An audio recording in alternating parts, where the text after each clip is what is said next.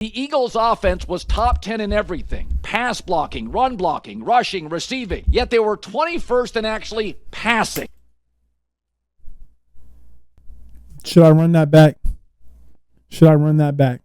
Today, man, we getting into this top 10 list that just came out a couple of days ago. I know everybody's been kind of talking about it.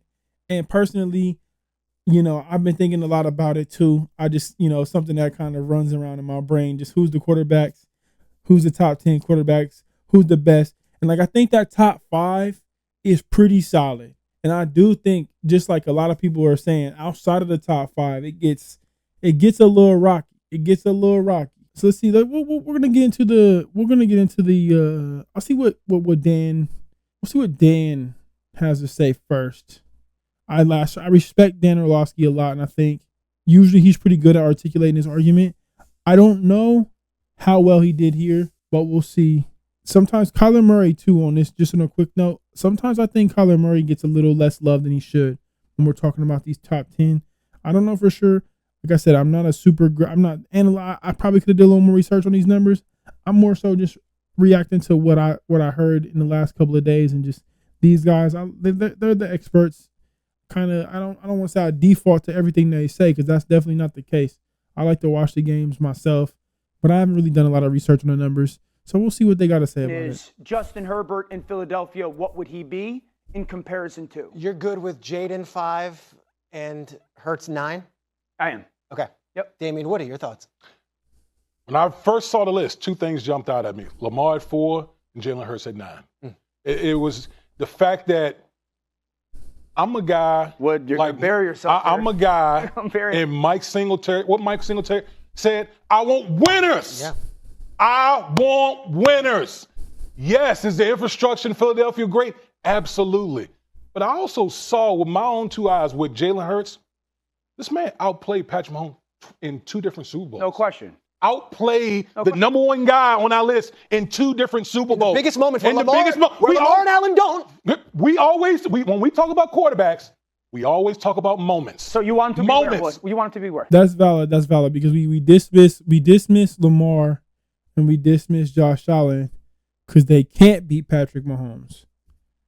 Now, personally, I think it was more of a team effort from Philly, whereas Josh Allen and Lamar Jackson's team are a little bit more. They're carried by their quarterbacks a little more.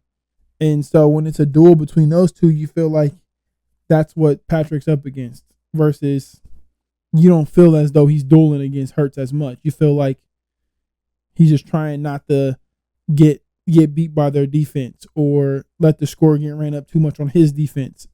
You want him to be where? No, but it's a fair criticism. It's a fair criticism. Justin Herbert. That was my one when I was looking at the list. Herbert looks good though. He looks good in shorts. If you're building them in the lab, that's the guy you want. Okay, but that's the guy you want. Let's have a fair conversation. I'm not being fair. Give me the 3 starting receivers in Los Angeles last year. Hard to come up with those names. Okay, Ladd McConkey, Josh Palmer, Quinshawn. What did he say? Hold on, wait. He's gonna say it. And Quentin Johnson talk? No, but look at the receivers. You can make that argument in Buffalo. Oh, but we're talking. Okay, Buffalo had a different. Maybe not high-end talent, but 5 or 6 pretty darn good players. Jalen has a bona fide top 3 receiver and another probably top 10 guy. Jalen Hurts has the number 2 receiving core in the league. Joe Burrow has the number 1. That's just period.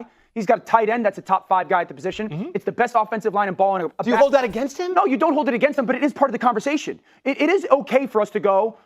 It's always about who you're doing it with at the quarterback position. It's a dependent position. So we can hypothetically go, okay, if Herbert's in Philadelphia, is he eclipsing 25 touchdowns? He hasn't done it in 3 years. Mm-hmm. I would imagine so. Sure. If Jalen goes to Los Angeles, is he having that Super Bowl win? It's hard for me to see that. And so the context of it all is a fair part of the conversation. So we got all of that. We got what Orlovsky said. Damien Woody, kind of banging on the table, kind of sounding the alarm for, Jalen Hurts is a winner, which is what I said a little bit ago. And now let's move on to Colin Cowherd. And let's break down what he has to say about this whole thing. Love him, hate him. Cowherd's been wrong about a lot, but I think he has a very valid point here. NFL executives, coaches, and scouts released their top 10 quarterback. And it went in this order: Mahomes, Allen, Burrow, Lamar, Jaden Daniels, Matt Stafford, Justin Herbert, Goff, Jalen Hurts, Baker Mayfield. That's about as close to my list as you can get. The reaction on Jalen Hurts. I don't think he's got Baker in his top 10. I bet that. Who, wins the Super Bowl being 9, was predictable. This is a bunch of nonsense. I can't believe it. Take a deep breath. The Eagles' offense was top 10 in everything: pass blocking, run blocking, rushing, receiving. Yet they were 21st in actually passing.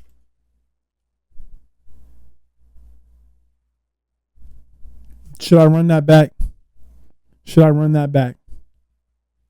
Oh, by the way, 11 of his 32 total touchdowns came on rushes of 1 or fewer yards. Take out 11 of his 32 touchdowns, 1 or fewer yards. Tush push. Take away the tush push. The tush push. He had the same number of touchdowns as Bryce Young. Same number of touchdowns as Bryce Young. Remember, Bryce Young didn't even start the entire year. There was quite a few games where Andy Dalton was the guy. They passed the ball less than any team in the NFL at 24 times a game. Jalen Hurts is responsible for that. And I get the argument is like they didn't need to pass the ball, blah, blah, blah. I can see it now, 24 times a game. In my opinion, I think Colin Cowherd just ended that debate. I just think he ended that debate. I don't think, if you really look at it objectively, like there's no world in which Jalen Hurts is like the guy. Like when it comes to throwing the ball, you got his receiver halfway through the season, AJ Brown, ready to step out. He's like, we need to throw the ball more. What are we doing? Like, why can't I get the ball?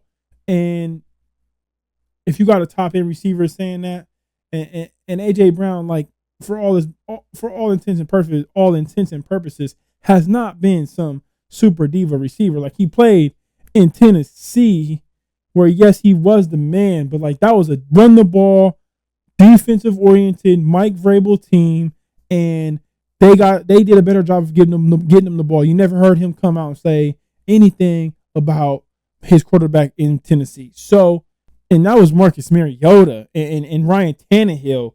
So I mean, the idea that he is some kind of diva is just not, to me, doesn't make sense. So, yeah, Colin, in my opinion, completely destroyed Jalen Hurts and completely destroyed that whole entire debate. I don't think it's even a conversation that we need to have anymore, to be honest with you. I think, I mean, the only conversation we need to have is maybe like realistically, like, where does he actually sit? Do we have to put him in the top 10 solely because he is a Super Bowl champion and he did win with the Philadelphia Eagles last year and he did blow out Patrick Mahomes in the Super Bowl? Do we have to put him in the top 10 just because of that? Maybe.